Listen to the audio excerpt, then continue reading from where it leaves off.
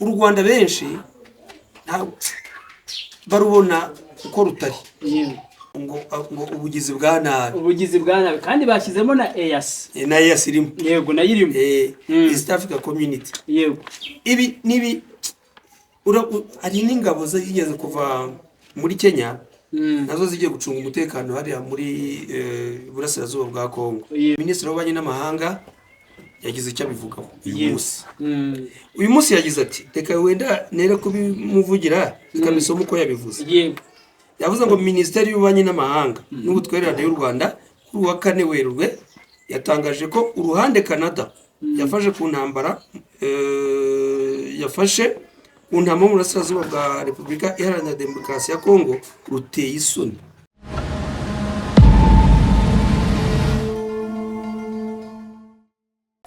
Reka nongere mwikaze mushimira cyane we tugenda tubana mu biganiro byinshi bigenda bitambuka umunsi ku munsi hano kuri Ranger Ryan TV. Yumva kuri microphone nk'ibisanzwe ni Ranger zina nyakuri nuza umwana Christian mwifuriza kugira ibihe byiza aho udukurikiye uherereye hose.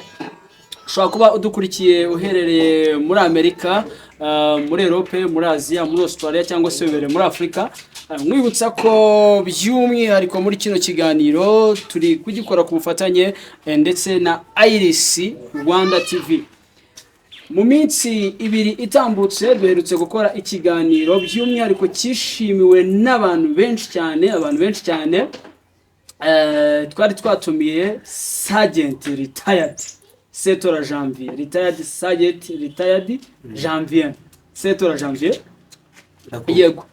Ni ikiganiro twakoze turi kurebera hamwe ariko dusangiza bimwe mu byo azi byavugwaga kuri Brigadier General Brigadier General cyangwa Brigadier General Brigadier General ni Gifaransa. Ni ikiganiro abantu bishimiye ndetse baragikunze kuri Ranger TV. Niyo mpamvu nababwiye ngo iteka niteke mwakunze ibintu turagerageza kugira ngo tugarure ba bandi binararibonye bakomeze badusangize bumwe mu bwenge bafite, bakomeze badusangize bimwe mu byo bazi buryo rwo kugira ngo urubyiruko ndetse n'abakuze bagerageze gukomeza gusobanukirwa kuko ikintu cya mbere ni amakuru. Hari video ya His Excellency President Paul Kagame yasakaye ubwo yari yitabiriye Banzari press conference, ntabwo nabisomye neza, bari kumubaza bimwe mu bibazo. Baramubaje ati ni ikihe kintu kimwe ushobora kubaho mu buzima udafite cyangwa se utagize ukumva ubuzima bwawe ni bwuzuye. Arasubiza ati information. Ikintu cya mbere ni amakuru. Yego. Setora rero nongeye kugutumira muri uyu mugoroba kugira ngo twongere tuganirire abahisemo gukurikira Ranger TV umunsi ku munsi. Hari byinshi biri kuvugwa mu itangazamakuru mu gisata cya politike, by'umwihariko yuko abantu benshi cyane bari gukomeza kwakira inkuru navuga ngo zitashimishije kubera ko kubona igihugu kimwe cyafatiye ibihano ikindi. Abafatiwe ibihano uko byagenda kose bakomeza kwirwanaho mu rwego rwo kugira ngo bakomeze guharanira ubusugire bwabo ndetse no kubukomeraho, ariko uko byagenda kose hari ibyo bishobora kwangiriza, ariko kugira ngo ugurishe igihugu wagira iki wakora buri kimwe cyose gishoboka kugira ngo unugurishe igihugu cyawe. Kwihagararaho. Seto nongeye kuguhereza ikaze muri kino kiganiro, mbagerageje kugisasira mu buryo bwose kugira ngo abantu aze gusobanukirwa ibyo turi. Reka ngushimire cyane, wakoze cyane, ariko nanjye reka banze nsuhuze abakunzi ba Ranger Ryan TV. Kuba mwongeye kumpa ikaze muri studio zanyu. Urakoze kuvuga uti amahanga hari igihe afatira ikindi gihugu ibihano, nacyo kikihagararo kikavuga. Kandi si no kwihagararo gusa, ahubwo burya ukuri kuraryana. Yego. Kuri kuraryana. Buriya bakuvuze ntuvuge kandi ufite ukuri barakujoga. Yego. Barakujoga. Niyo mpamvu rero muri icyo kiganiro ibyo wari umaze kumbwira wenda uri buze kuza kumbaza ndaza kugusubiza. Yego. Kuko nanjye ibyo numvise igihugu cya Canada gishobora kuba cyafatiye ibihano igihugu cy'u Rwanda. Sinzi ibyo ushaka kumbaza rero. Seto, mbere yuko tuza kubiganiraho muri rusange gusa ndifuza ko wabanza kumera overview y'abadukurikiye, uburyo hari abantu benshi cyane batajya babasha kubonera amakuru ku gihe, hari abatajya babasha kujya gusoma babategereje kumva. Dushobora kuza kwifashisha inkuru y'igihe, ariko mbibutsa yuko unagiye kuri website ukandikamo Canada, kuri website y'igihugu cya Canada uhita ubibona ushobora kwifashisha kugira ngo tuze kuganirira abantu bagize n'icyo biyumvira. Yego. Wamfasha Okay, urakoze cyane. Reka buriya ibibazo biri muri Afrika Centrale cyangwa se muri Afrika y'Uburasirazuba muri kano gace dutuyemo, ikibazo kivugwa cyane ikibazo cy'umutekano uri mu burasirazuba bwa Kongo. Yego. Ariko bikavugwa cyane ko u Rwanda rushobora kuba rubigiramo uruhare rufasha M23. Yego. Ese nibyo cyangwa sibyo? Nicyo tugomba kubanza kumenya. U Rwanda rwakomeje kuvuga ko rudafasha M23. M23 ni abantu baharanirwa cyangwa se baharanira uburenganzira bwabo nibyo. Yego. Ariko Kongo ikabanga n'abakongomani bavuga ikinyarwanda. Yego. Ubuyobozi bwa Kongo bukumva ko niba bavuga ikinyarwanda ngo ni abanyarwanda, ntabwo ari abanyarwanda. Ubushize narabisobanuye ko uburyo bakase imipaka, bakase imipaka, bamwe bagumiriya hirya y'iyo mipaka yakaswe n'abazungu, ariko ntibivuze ko nyuma yo gukata iyo mipaka abo bantu bakomeje kuba abanyarwanda. Babaye abene gihugu b'icyo gihugu bakatiye imikasi, abene b'ibyo bihugu niba ariko kuko ni ibihugu byinshi, ni Uganda, Tanzania, Burundi na Kongo. Kugira ngo narabikubwiye mu kiganiro twarabisobanuye. Bivuze ngo rero niyo ntambara iriho. Niyo ntambara iriho, ariko kubera ko impamvu nkeka cyaze ntekereza ko bavuga ngo u Rwanda rugiramo uruhare mu kubatiza imbaraga cyangwa se mu kubafasha, nuko abenshi bahungiye mu Rwanda. Abenshi bahungiye mu Rwanda. Inkambi dufite mu Rwanda murazizi. Dufite inkambi ya Mahama, dufite inkambi ya Kigeme, hariho n'izindi, ndetse no mu Buganda hari abandi bariyo. Bivuze ngo rero iyo uhunze ubuhunzi, ariko ubonye imbaraga ugashaka gusubira iwanyu usubirayo. Icyo M23 bikora rero. U Rwanda rukavuga ati nyabuneka mugerageze mudufashe.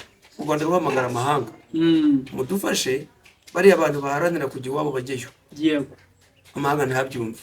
Kugira ngo ejo bundi ikiganiro twakoranye cya Brigadier General nk'uko wari wanabivuze, yitwaga Kwerere, bamwe bamwita Ezekiel, abandi bakamwita Jean Baptiste, Stani, ni menshi n'amazina menshi. Burya ngo yavukiye i Rulindo. Nabibonye, nabonye. Ariko icyangombwa cye kigaragaza ko yavukiye Rukara.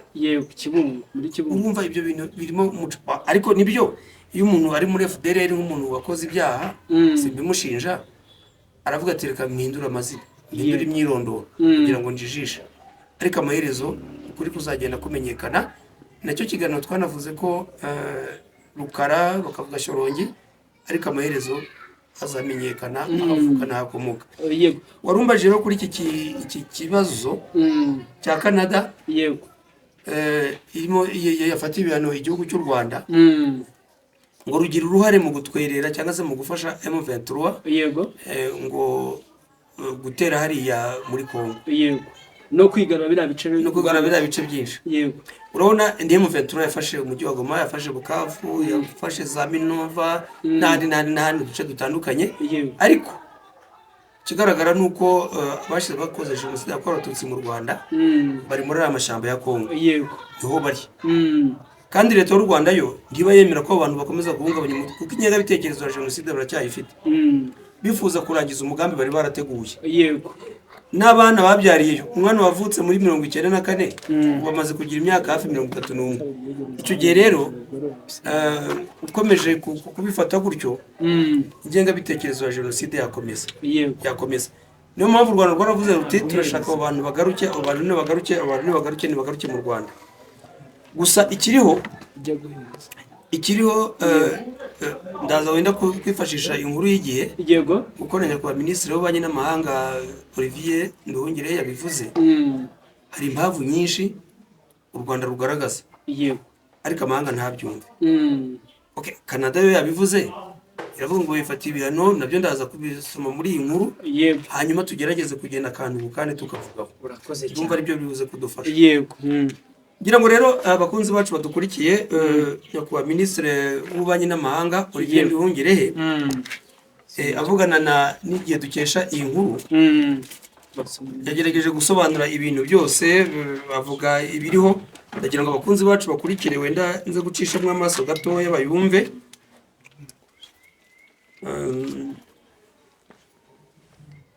bihangane. yego Hano bavuze ko ngo guverinoma y'u Rwanda yatangaje ko Canada ikwiye guterwa isoni. Canada ikwiye guterwa isoni no gushinja ubugizi bwa nabi u Rwanda Yego. ibikorwa biri kubera muri Kongo y'Uburasirazuba bwa Kongo. Izo soni ni izi. Ni ukuvuga ngo guverinoma ya Canada yego ku itariki 3 nyirango hari ejo nibwo yafatiwe u Rwanda ibihano, yego ivuga ko hari ibintu nabyo ndaza kubirebaho ndabibabwira. Ariko uyu minisitiri w'ububanyi n'amahanga yagize icyo abivugaho uyu munsi yagize ati reka wenda nere kubimuvugira ikamisoma uko yabivuze. Yavuze ngo minisiteri y'ububanyi n'amahanga n'ubutwererane y'u Rwanda kuri wa 4 Werurwe yatangaje ko uruhande Canada yafashe ku ntambara yafashe ku ntambara mu burasirazuba bwa Repubulika Iharanira Demokarasi ya Kongo ruteye isoni. Ako kantu bagashize hagati y'udukubo entre guillemets. Ni ukuvuga ngo ushobora gusoma byose ariko kari akantu kari entre guillemets akaba ari kutindaho. Urari kiriya cyemezo cyangwa se uruhande Canada yafashe ruteye isoni. Ruteye isoni. Kuko hariya rwavugaga ubugizi bwa nabi n'ubugome bw'u Rwanda. U Rwanda ko nejo ubundi nabikubwiraga uriya General de Brigade Gakwerere yafashwe yambaye iye myambaro. Yambaye imyambaro y'igisirikare cya Kongo. None se ikizibiti urabona ko ikizibiti wenda abadukurikiye bihangane ni mu Cyongereza ne exhibit ni byafatiriwe. Yego uva umuntu umufatanye igihanga ni igihanga. Exhibit ni igihanga mu Kinyarwanda kimwe. Nuvuga ngo iriya uniform na ririya bendera rya Kongo ni igihanga cyafatanwe, ni igihanga cyafatanwe bari yabo muri FDLR. Ko Tshisekedi ntiyakongera kuvuga ngo ntabwo akorana na FDLR kandi bambaye imyambaro yiwe.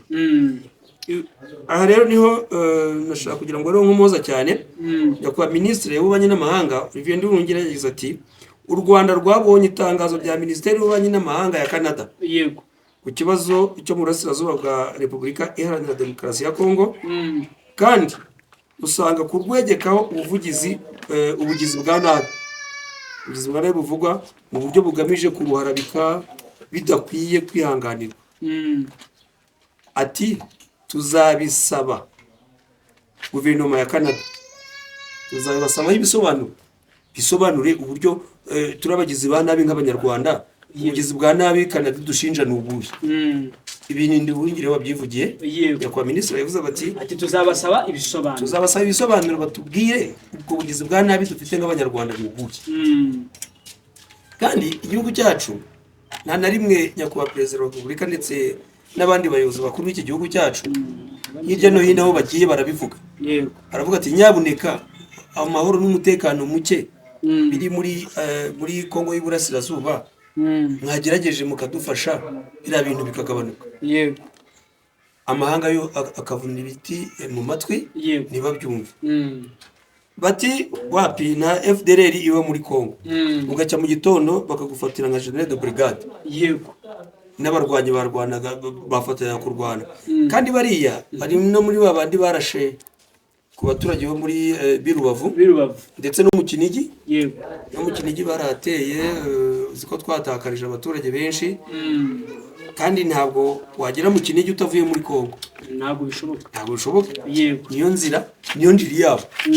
Kuko abigeze guhunda badukurikiye kuri Ranger TV bazi yuko impunzi nyinshi basaga 40,000 bahungiye muri Kongo.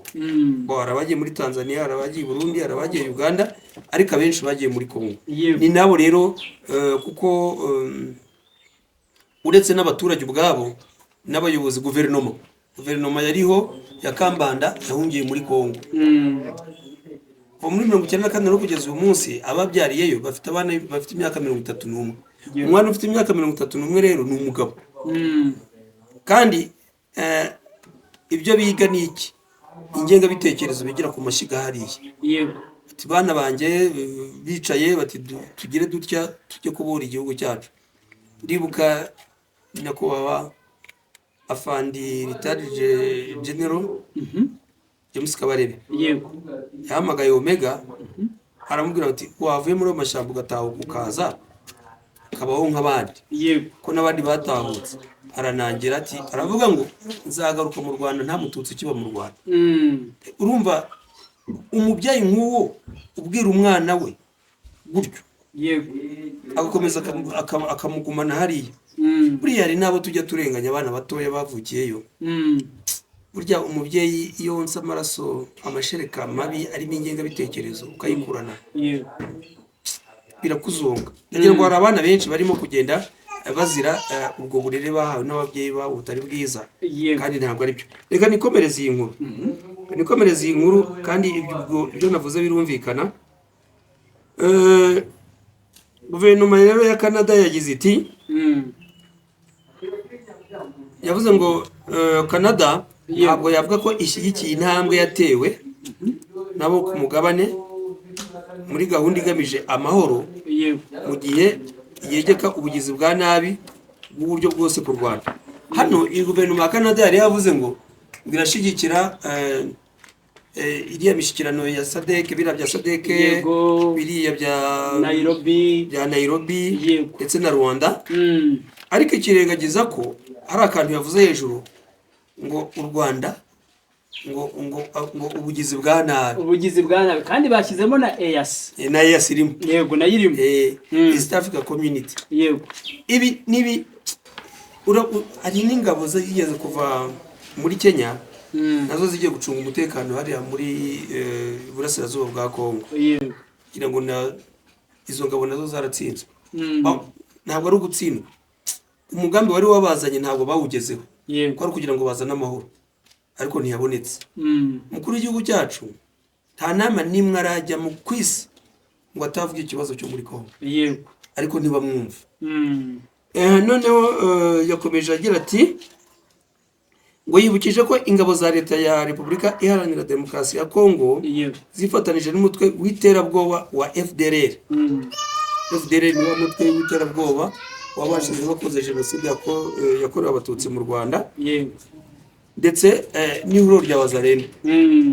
Bariya bantu ingabo za FARDC, ingabo za leta ya Kongo, n'ingabo za umutwe w'iterabwoba wa FDLR ndetse na Wazalendo, bariya ni bamwe cyangwa nibo benshi bagira uruhare mu kwica abavuga ururimi rw'Ikinyarwanda bazwi nk'abatutsi baba mu burasirazuba bwa Kongo. Kandi ngarutse inyuma gatoya, ni ba bandi bakatiweho umupaka baguma hirya y'umupaka hirya ngiyo. Yego babandi bavugaga ururimi rw'Ikinyarwanda bakabakatiraho bahinduka bazayira ubu n'abakongomani.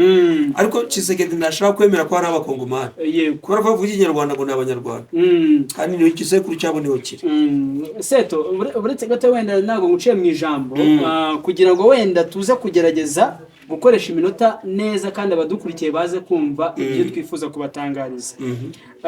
Sinzi wenda nimba ugiye kuhagera bimwe mu bihano Canada yafatiye u Rwanda kugira ngo n'abanyarwanda babimenye, nimba uri hafi yabyo. Niyo ngiye kugera niyo nangiye kugana hano muri Canada. Guverinoma ya Canada yatumije ambasaderi w'u Rwanda muri Canada witwa Higiro Prosper kugira ngo bagire icyo bamuganirizaho, agire icyo abivugaho. Ariko nanone reka bize kuza kubisoma naza no kwibesha. Uyu Minisitiri w'Ububanyi n'Amahanga rero, Minisitiri w'Ububanyi n'Amahanga n'Ubutwererane yatangaje ko Minisitiri cyangwa se ubwo ni Minisitiri w'Ububanyi n'Amahanga n'Ubutwererane, ariko ni ndungiro babivuga, reka tuvuge ko ari Minisitiri, yatangaje ko u Rwanda rwafatiwe na Canada ibihano ngo kubera ko yibutsa ko u Rwanda ruzakomeza gukorana na Canada. Hariya bavugaga ko u Rwanda ntabwo rugira uruhare mu gukora mu gukorana n'akarere kugira ngo bagarure umutekano hariya, kandi arwo ruhare rusaba ko barashaka ko umutekano uboneka. Noneho Canada iravuga ngo u Rwanda nta bushake rufite, kandi Minisitiri yabivuze ngo ntabwo ruzahwema na rimwe gukorana n'akarere kugarura amahoro muri Kongo. Urakoze cyane. Yego. Ati ingamba zafatiwe u Rwanda rero ngo nacyo unambajije yego zifite hano hafi n'uzibura ndagufasha kugira ngo nzisomere abadukurikiye. yego mu kika cya kangahe ko ntabyo mbona afanga bihangane ndazifite zitari hafi nazibasomera. aho zidusomera twe. yego ni ukuvuga ngo bimwe mu bihano leta ya Canada yafatiye u Rwanda. icya mbere kureka gutanga impushya zo kohereza mu Rwanda ibicuruzwa bifite aho bihuriye n'ikoranabuhanga. cya kabiri guhagarika ubufatanye bushya hagati ya guverinoma ya Canada n'iy'u Rwanda mu rwego rw'ubucuruzi no gukuraho inkunga yari igenewe iterambere ry'abikorera harimo ingendo zagenewe ishoramari. yego icya nyuma akaba ari nacyo cya gatatu gusuzuma niba guverinoma ya Canada ikwiye kwitabira inama mpuzamahanga zitegurirwa mu Rwanda kimwe no gusuzuma ubusabe bw'u Rwanda bwo kwakira izindi nama zizaba mu gihe kiri imbere. yego urakoze. fati icya mbere ngo ni uguhagarika hano kugenda abona nta byari. oya nta kibazo. icya mbere ni uguhagarika impushya zo kohereza mu Rwanda ibicuruzwa bifite aho bihuriye n'ikoranabuhanga. ngo ni ukuvuga wenda na amatelefone computers nk'izi zifite nako akunda abantu bajyaga kugura imodoka ugashaka ku exporting ngo uyigurishe mu Rwanda. ibyo byose byahagaze. yego ariko buriya iyo usesenguye neza ukareba iyo ukwirukankanye iyo akwirukankanye kera udushira ubwoba kuko u Rwanda igihe barwirukanseho bakarwiruka burya barumara ubwoba. Canada niba yabikoze kuriya udahaye hano wahera ahandi. yego kandi burya nta kabura imvano wasanga hari ahandi biba byaturutse kuko nk'uko dusanzwe tunabivuga mu biganiro dukora. uretse aha Kongo twavugaga abashize bakoze jenoside mu Rwanda bagahungira hanze no muri Canada bariyo. yego no muri Canada bariyo. bivuze ngo rero u Rwanda benshi barubona uko rutari. yego kandi buriya ubuze icyo atuka inka aravuga ngo icyo gicebe cyayo. yego hano ngo kuruhagarikira ibyo bikoresho bijyanye n'ikoranabuhanga. yego ushobora kutaboneka muri Canada bikava n'ahandi. ariko nk'uko nyakubahwa minisitiri yabivuze bazabahamagara babaze biriya byemezo biriya bihano mwabifashe mushingiye kuki ndetse ubundi bwo kuki mwatwise kurinda kuki mwatwise ngo bagizi ba nabi. yego ba Kongo gute ni ukube yihe mpamvu. icya kabiri yego icya kabiri nacyo kijya gusa n'icyo yego guhagarika ubufatanye bushya hagati ya guverinoma ya Canada n'iy'u Rwanda mu rwego rw'ubucuruzi no gukuraho inkunga yari igenewe iterambere ry'abikorera. abacuruzi bikorera harimo ingendo zagenewe ariko iyo wumvise ako kantu umva nta n'iterabwoba ririmo kuvuga ngo babahagarikiye business ubwira hagaze. yego ubwo ntibarumva y'agaciro wenda hajyagayo aricyo bita importation na exportation. hari ibyo tujyanayo n'ibyo dukurayo. yego ngo byose birahagaze. reka tubakange niba tubafatiye ibi bihano baremera kureka ibi kandi barareka ibintu. ese bareka ibintu bitariho si ikibazo se bareka ibitariho. narivuze mu kanya exhibit igihanga. buriya hari ikintu umuntu agaragaza yamara kukigaragaza ukigaragarije akarakara kukurusha. kwa mugani w'umunyarwanda bajya bavuga ngo impyisi kurira abandi ikakurusha uburakari. aho na mu Rwanda ari twebwe twishimye gusa twe dufite umutekano. dufite umutekano ariko abaturanyi bacu nta mutekano bafite kandi bagomba kuwugira kugira ngo tubane kuko hariya turahahira muri Kongo nabo bagahahira iwacu. ariko ntabwo abantu bahahirana batabanye neza. amahanga Canada ni ku mugabane wa Amerika. sibyo kandi twebwe bariya ni abaturanyi bacu ni abaturanyi ni abavandimwe. guhahirana rero niryo terambere ry'abaturage. kuvuga rero ngo bahagaritse niyo hari ibyacu badukeneraho Canada hari ibyo badukeneraho natwe yego tujyanayo natwe hakagira ibyo ko wenda dukora. twebwe nk'igihugu kiri mu nzira y'iterambere tuba tubakeneye cyane. Turabakeneye nibyo ariko burya nta bantu badakenerana, hari ibyo badukeneyeho. Yego Dushobora kuba tweza Kinigi bo niba yeza, dushobora kuba dufite ibindi dukora byiza. Uzi ntabwo urabona ku kibuga cy'indege hari ibitoke bya Kamarabasege bijya i Burayi. yego Batabigira. ndabizi rwose. Yego wenda twebwe ntabwo turi imbere cyane nkabo, ariko byatuma dusuzuma iterabwoba ntabwo ryaza gutyo, ntabwo ryaza muri ubwo buryo rwose, ntabwo ari byo. Gusa niba bo nka guverinoma ya Canada yafashe icyo cyemezo bagifashe nyine ubwo ni icyabo, ariko twongere tugaruke inyuma. Nyakubahwa Minisitiri w'Ububanyi n'Amahanga yavuze ngo tuzabatumiza ibyo bintu babidusobanurira bitubwire. Ibyo tuzabitegereza namara kubivuga cyangwa nibamara kubatumiza nabyo tuzabisesengura. Yego ngira ngo icya gatatu ari nacyo kuri bino bihano tugiye gusoza tugahita tuvuga kandi gatoya ko nifuza ko twerekeza amaso muri Kongo gato. Guverinoma ya Canada cyangwa se gusuzuma niba guverinoma ya Canada ikwiye kwitabira inama mpuzamahanga zitegurirwa mu Rwanda. Ibyo ni nka urabona mu Rwanda icyo nzicyo ntabwo dushobora kumara ukwezi amezi 3 nta nama mpuzamahanga ibereye mu Rwanda. Canada nitaza abandi bazaza, harimo igihombo nyine.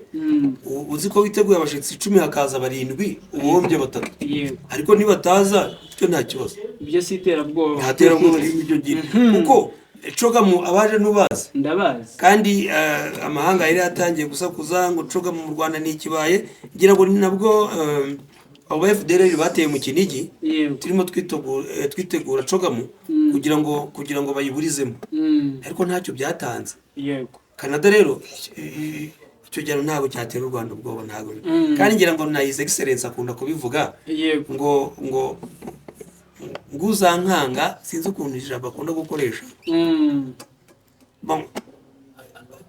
Umugabo arigize iyo yibuze abimbwa. Niko His Excellence yavuze. Ako nasorezaho muri statement aho ngaho nubwo katarimo mu nkuru y'igihe, gusa ngiye muri statement nk'umuntu ubifite mu nkuru bashyizemo. Guverinoma ya Canada ikimara gufatira ibihano u Rwanda, yahise itanga inkunga yasaga miliyoni 15 z'amadolari y'Amerika iyagenera leta ya Kongo mu rwego rwo kugira ngo ikomeze gufasha ayo mafaranga akomeze gufasha abakuwe mu byabo n'intambara. Ese ubwo miliyoni 15 z'idolari yego yageneye Kongo, yego kugira ngo bafashe abakuwe mu byabo n'intambara. Yego ese ubwo nibyo iyo nkuru ntiyavuye ku rubuga rwa guverinoma ya Canada cyangwa ni ukugira ngo bagure intwaro?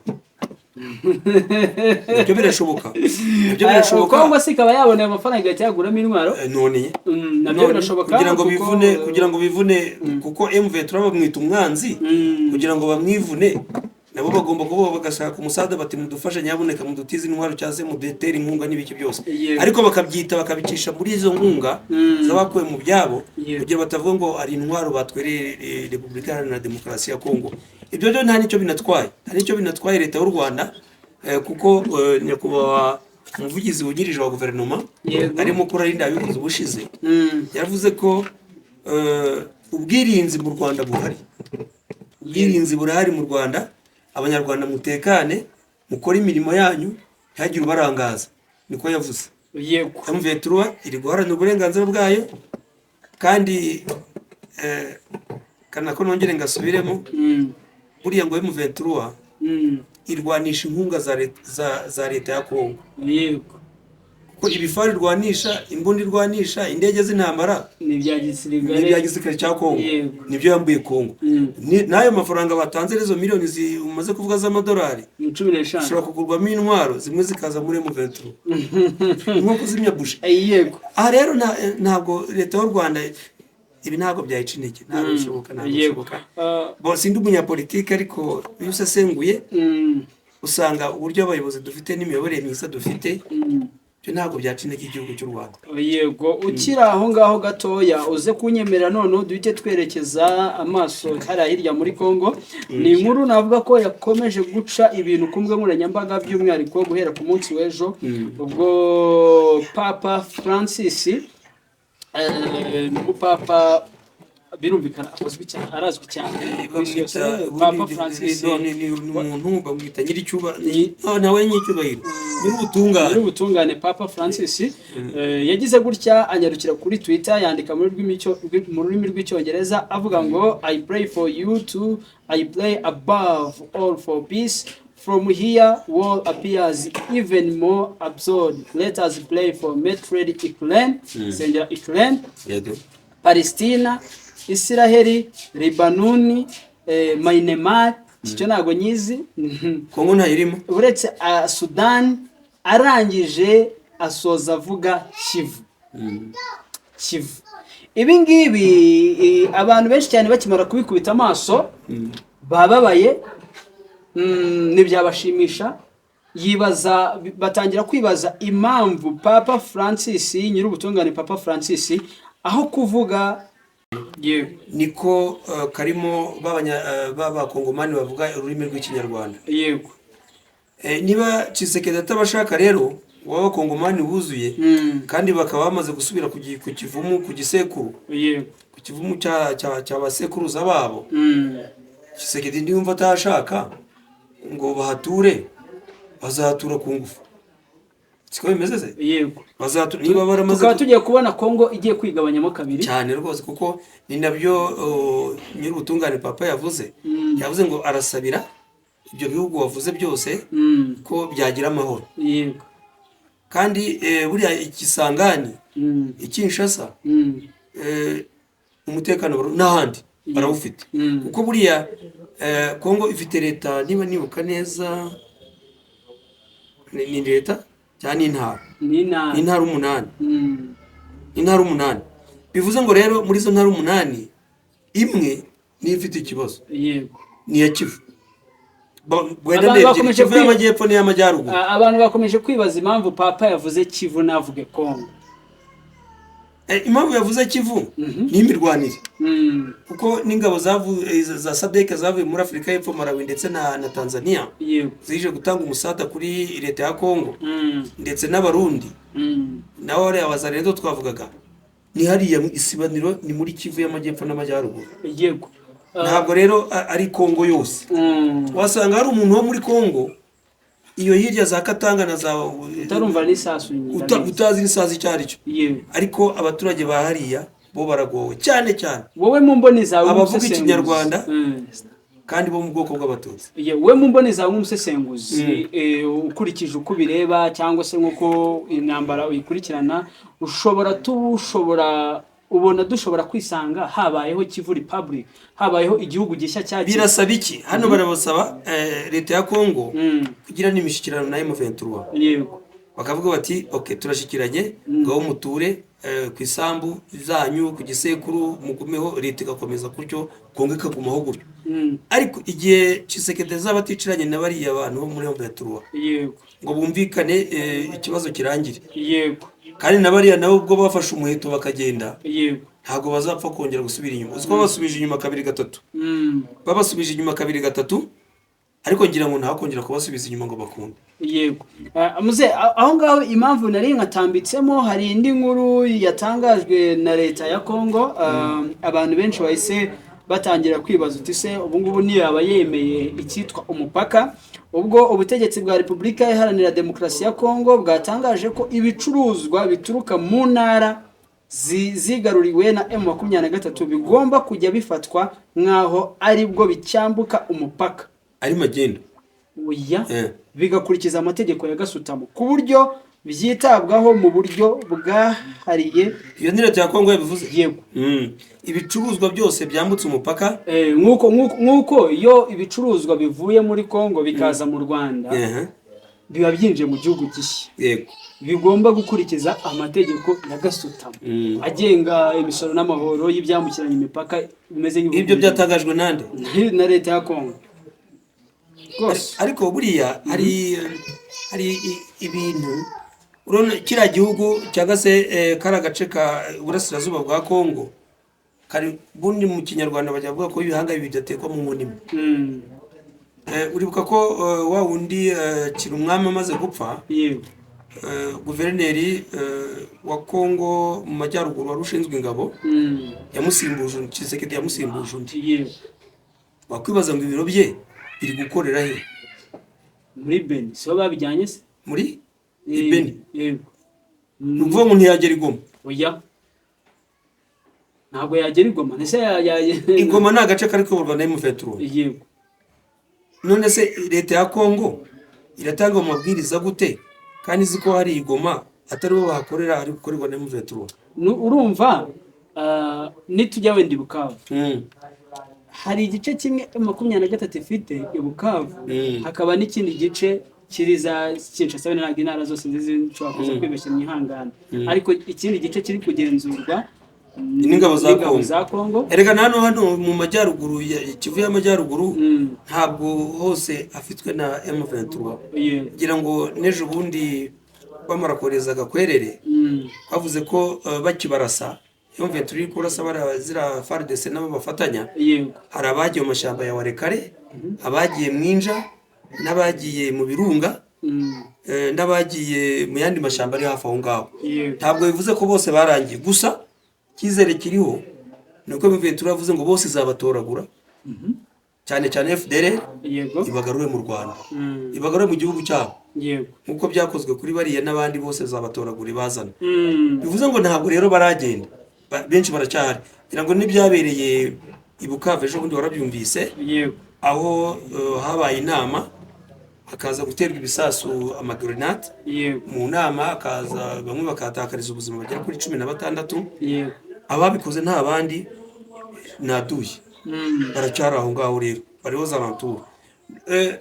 Intambara yacyariho ngira ngo niyo mpamvu na papa avuga ati twongere dusabire Kivu igira amahoro, kandi nta yandi mahoro ntaho yaturuka uretse iriya mishyikirano bakaganira yego M23 ikarambika intwaro bagatunganirwa iwabo ku gisekuru cyabo cyangwa se bagatura ku butaka. Akanyuma tugata dusoza ikiganiro. Ngira ngo hari ibaruwa yakomeje gusakara mu gitondo y'ubusabe bwa DRC.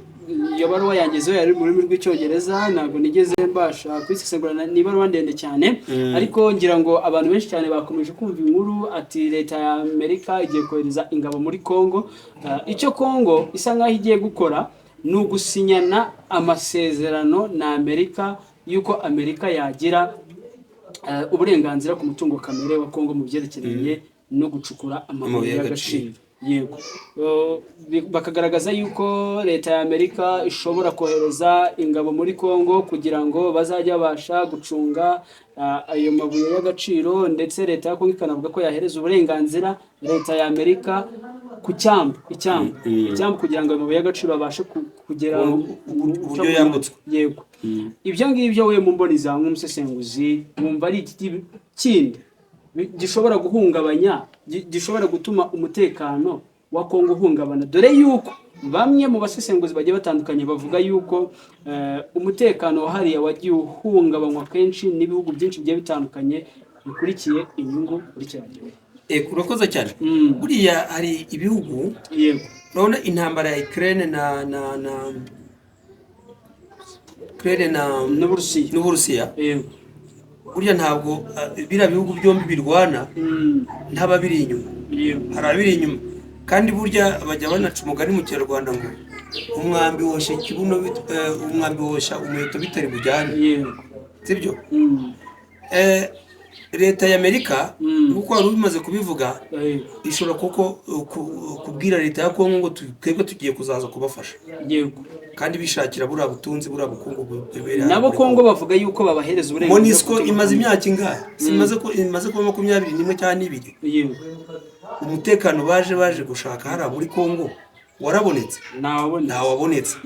Icyo bashaka rero kirahari. Bari abacancuro wabonye baje ejo bundi babapakiraga uruko bareba babasubiza iwabo.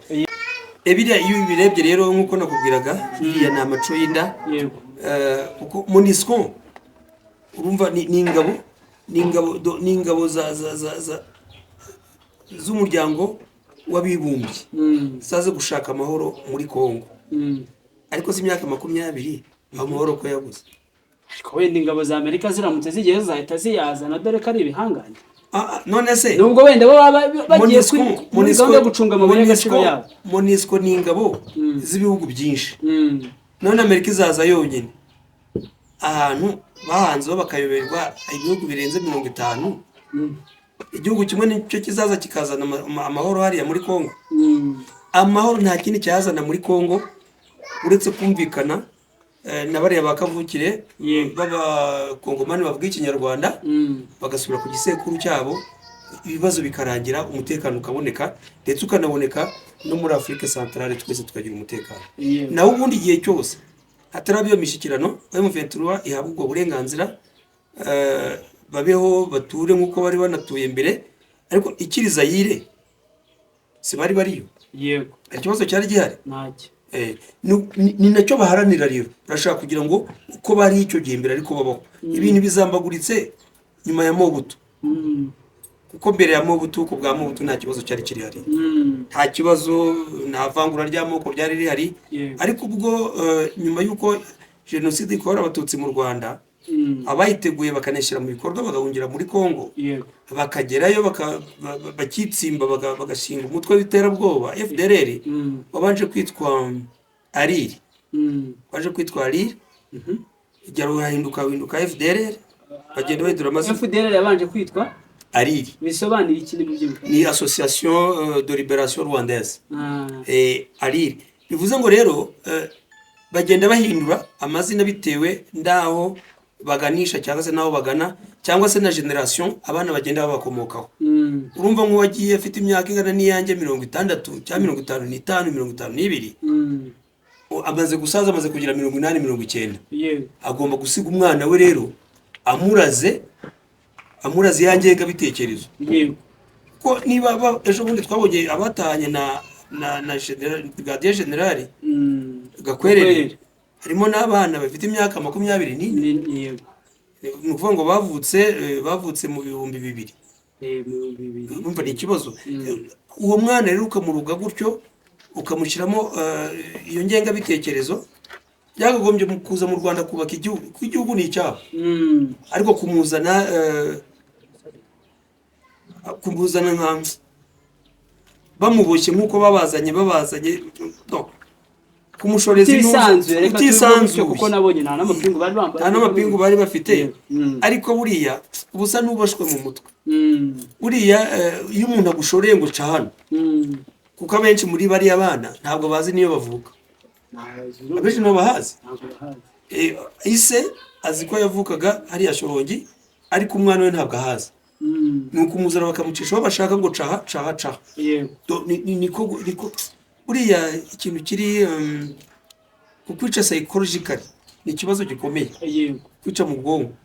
Bariya bana tubasabire basa n'abapfuye mu bwonko, kuko iyo umwana avukiye mu mashamba akarinda kugeramo imyaka 30 ukamugeza mu gihugu kugira ngo atangire ubuzima, iyo butangiranye n'undi w'imyaka 30 yasanze mu Rwanda, wa undi yasanze mu Rwanda agira 50, undi afite nda 20 mu bwonko.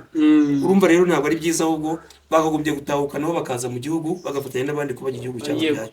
Reka mvuge mushimire cyane retired Sergeant Setora Janvier, mushimire cyane kubwo ikiganiro cyiza dukoranye, ikiganiro nifuza ko ariko ndanabyizeye ko bari buze kugikunda, bari buze kucyumva. Ni ikiganiro mpamya ko kirimo amakuru buri munyarwanda wese cyangwa se buri muntu wese wumva ururimi rw'ikinyarwanda ashobora kumva. Hari ushobora kuba muri FDL akabyumva agahinduka kazi wacu tumeze neza.